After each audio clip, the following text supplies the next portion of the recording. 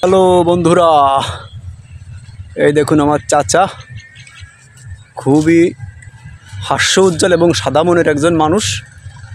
এই যে পাশে এই যে দেখাই, এবং এই যে পাশে যে ধান ক্ষেতগুলো দেখতে পাচ্ছেন, এটা আমার এই চাচার।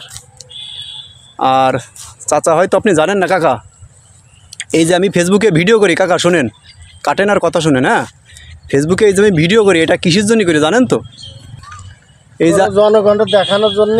জনগণকে তো দেখানোর জন্য, এটা ঠিক আছে, পাশাপাশি আরও একটা উদ্দেশ্য আছে। এইটার মাধ্যমে কিন্তু ইনকাম করা যায়। আচ্ছা, আমি কিন্তু ইনকাম করার জন্যই কিন্তু করি।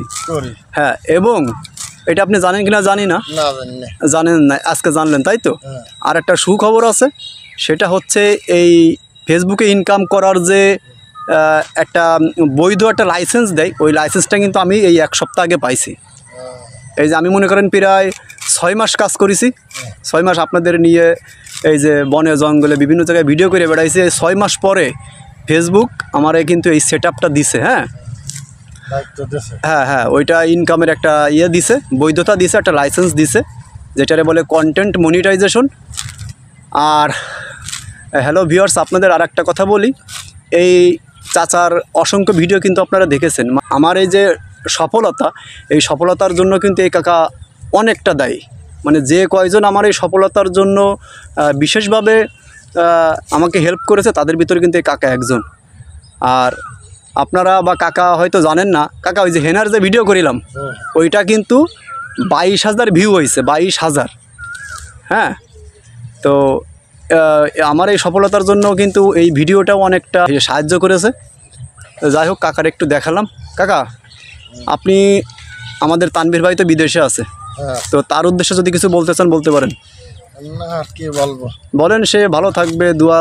হ্যাঁ, অবশ্যই ভালো থাকবে, দোয়া করি ভালো থাকুক, ওইটাই।